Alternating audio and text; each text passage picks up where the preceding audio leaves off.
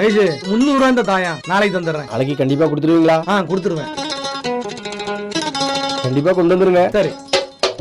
3 days later. அண்ணே நல்லா இருக்கீங்கல்ல? டேய், நான் நல்லா இருக்கிறது உனக்கு பிடிக்கலையா?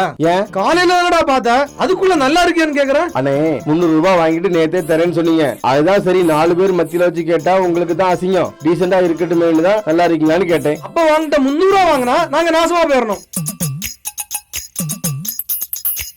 விடு, இந்தா வா 300 ரூபாய் வா.